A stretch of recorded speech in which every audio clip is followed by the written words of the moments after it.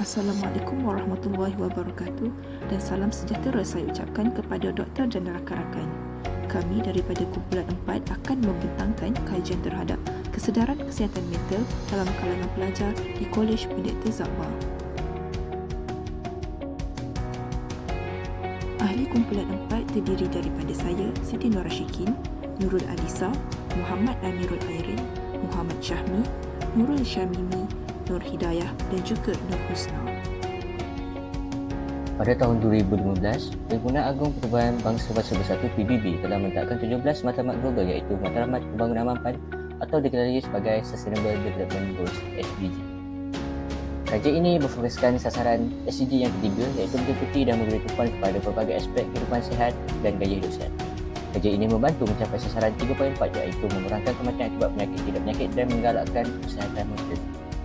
Kesihatan mental merujuk pada keupayaan seseorang untuk berfikir, rasa dan bertindak dalam kehidupan seharian mereka. Masalah kesihatan mental ini sebagai masalah kesihatan kedua terbesar yang membelenggu rakyat Malaysia selepas 1 Jun.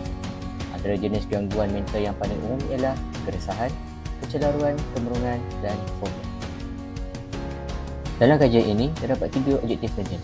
Yang pertama, mengukur tahap masalah kesihatan mental mahasiswa UKM di Kolej Pendeta Zahbah. Dan yang kedua, menapasi punca masalah kesihatan mental mahasiswa UKM di Kolej Pendeta Zahbah. Dan yang terakhir, menyenaraikan langkah-langkah untuk mengatasi masalah kesihatan mental dalam kalangan mahasiswa UKM di Kolej Pendeta Zahbah. Seterusnya, permasalahan kajian. Permasalahan kajian yang terdapat dalam penyelidikan kali ini memfokuskan para pelajar dari Kolej Pendeta Zahbah. Apabila kita mendengar masalah kesihatan mental, ini sering dikaitkan dengan para pelajar di peringkat universiti. Pelajar dapat didefinisikan sebagai individu yang menggalas tanggungjawab, menuntut ilmu di samping mengasah skill dan kemahiran lisannya pada peringkat yang lebih tinggi. Menurut Timbalan Fakulti Bahasa dan Komunikasi UPSI, Dr. Ghazali Din, mahasiswa adalah insan yang mendominasi warga kampus, memiliki dan berpeluang menyumbang pelbagai idea lantaran sentiasa digalakkan berfikiran kreatif, kritis dan analitis. Para pelajar merupakan harapan negara dan bangsa. Oleh itu, kestabilan fizikal dan mental mereka perlu diambil kira untuk menghasilkan individu yang berkualiti dan berkaliber. Seterusnya, masalah kesihatan mental ini boleh dikategorikan kepada 3 iaitu neurosis, psikosis dan kecelaruan identiti. Lazimnya, para pelajar di peringkat universiti mengalami masalah jenis neurosis iaitu kemurungan dan kebimbangan yang melampau. Kemurungan yang melampau mengakibatkan pesakit merasa dirinya tidak berguna sehingga sanggup mencederakan diri. Faktor-faktor yang mampu menjadikan masalah kesihatan mental ialah tekanan. Tekanan mampu berlaku daripada pelbagai aspek termasuklah tekanan akademik.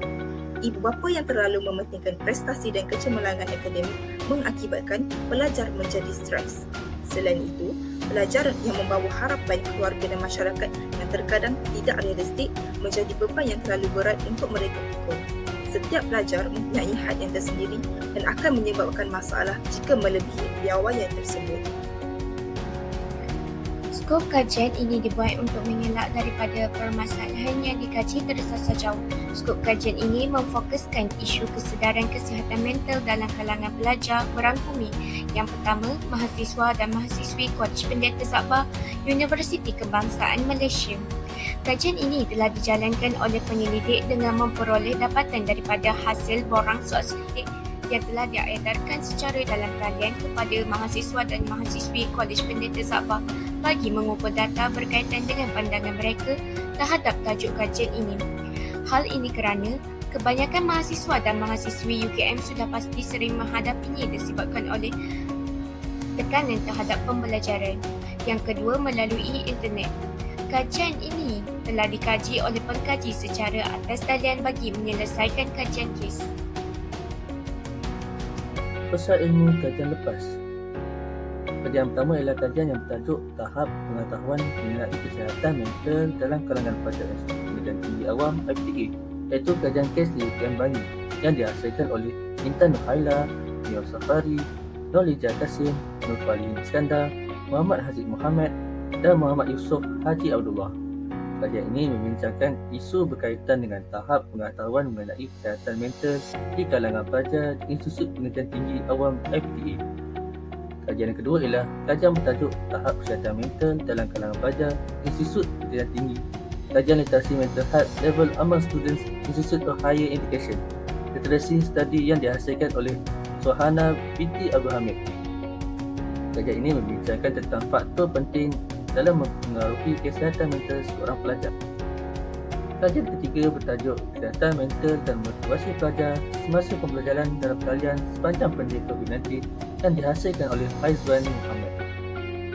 Kajian ini bertujuan untuk mengenal pasti hubungan antara tahap kesihatan mental dan tahap motivasi.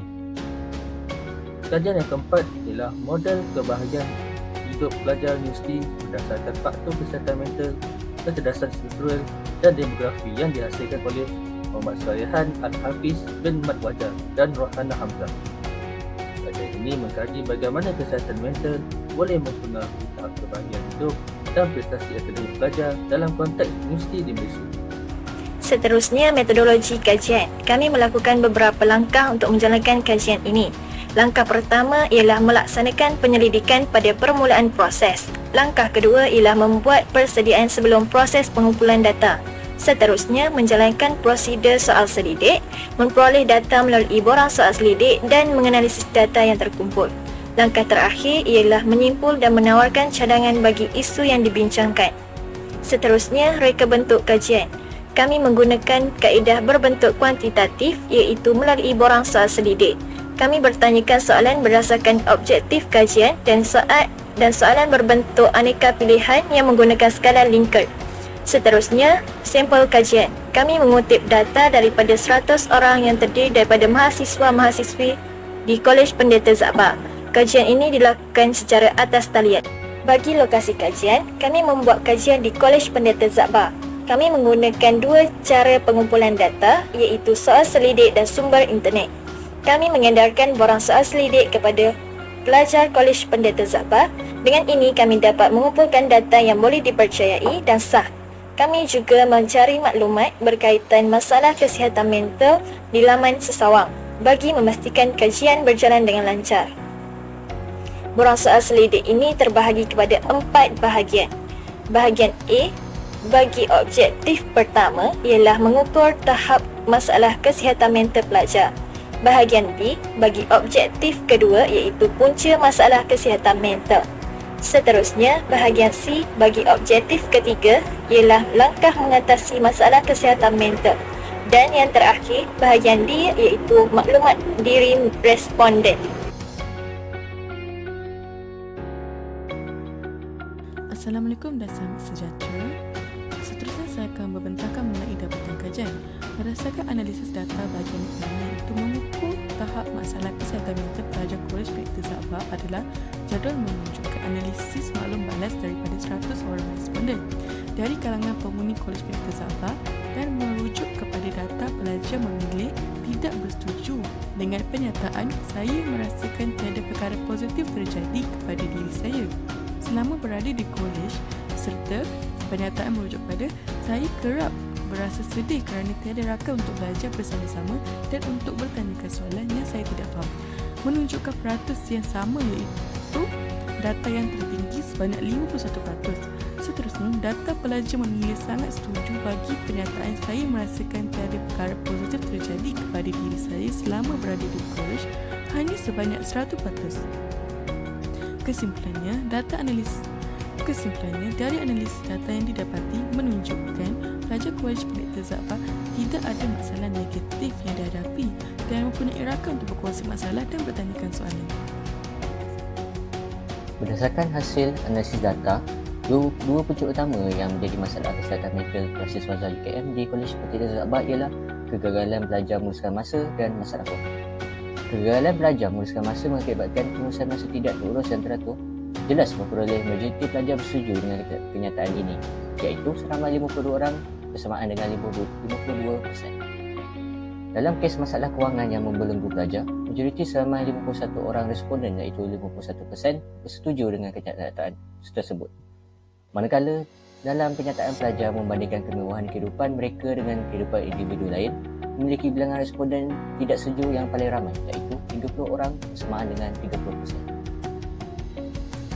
Berdasarkan hasil analisis data, dua langkah utama yang mendapat peratusan yang paling tertinggi untuk mengatasi masalah mental pelajar ialah meluangkan masa melakukan aktiviti yang disukai dan juga berkawan dengan rakan-rakan di kolej. Majoriti pelajar iaitu sebanyak 52% bersetuju dengan langkah ketiga iaitu berkawan dengan rakan di kolej yang boleh membawa manfaat serta mampu memberi sokongan emosi yang baik kepada pelajar. Yang kedua ialah sebanyak 48% yang sangat setuju dengan langkah yang kedua iaitu meluangkan masa melakukan aktiviti yang disukai seperti bersukan, mendengar muzik dan menonton filem. Manakala terdapat dua langkah yang mendapat bilangan peratusan yang sama iaitu sebanyak 45% yang mendapat persetujuan responden. Antara langkah-langkah tersebut ialah berjumpa dengan konseling profesional dari pihak universiti dan berjumpa dengan pensyarah jika mengalami sebarang masalah yang berkaitan pelajaran dan juga menghadiri majlis agama dan menyertai program jati diri yang diadakan oleh pihak kolej. Seorang responden yang terdiri daripada mahasiswa dan mahasiswi dari Kolej Pendeta Zahbah UKM telah menjawab borang soal sidik yang telah diedarkan secara atas talian dalam proses pengumpulan data. Bahagian umumnya itu latar belakang responden seperti jantina, umur, bangsa dan fakulti pengajian telah dianalisis dan diambil kira dalam proses kajian ini.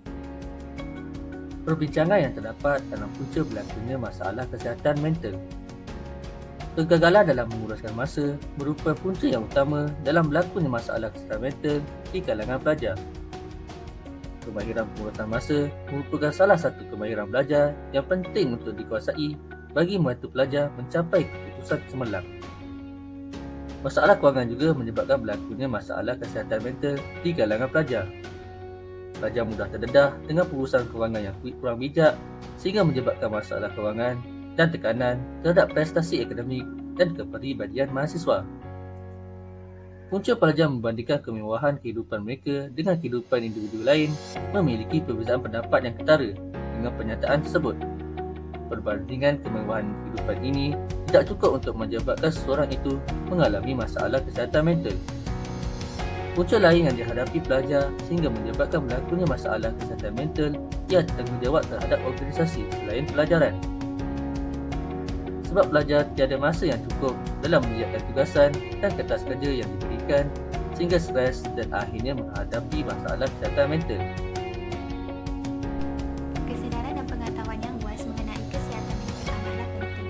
Kelalaian dalam isu ini akan memberi kesan negatif terhadap kehidupan seseorang. Oleh itu, sebagai seorang belia dan juga pelajar, kita perlulah cakna akan hal ini bagi meningkatkan produktiviti kehidupan seharian, memperolehi perwatakan dan imej yang baik serta dapat memberi jaminan kepada kehidupan yang lebih sihat dan sempurna.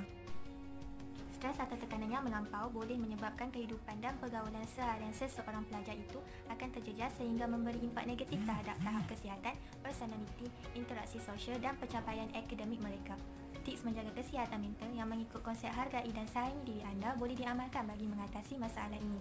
Antara tips-tips penjagaan kesihatan mental adalah dengan sentiasa bergaul dengan ahli keluarga dan rakan bagi mengurangkan tekanan, melakukan aktiviti bermanfaat seperti bersukan, mengelakkan pengambilan bahan terlarang seperti dadah dan rokok dan mengamalkan diet yang seimbang. Secara kesimpulannya, kesihatan mental mempunyai kesinambungan dengan kesihatan fizikal. Oleh itu, kesedaran bahawa pentingnya penjagaan kesihatan mental haruslah dititik beratkan oleh setiap individu bagi menjamin kehidupan yang lebih sihat dan sejahtera. Berikut merupakan senarai rujukan yang telah kami gunakan dalam menyelesaikan kajian ini. Itu sahaja daripada kami. Sekian, terima kasih.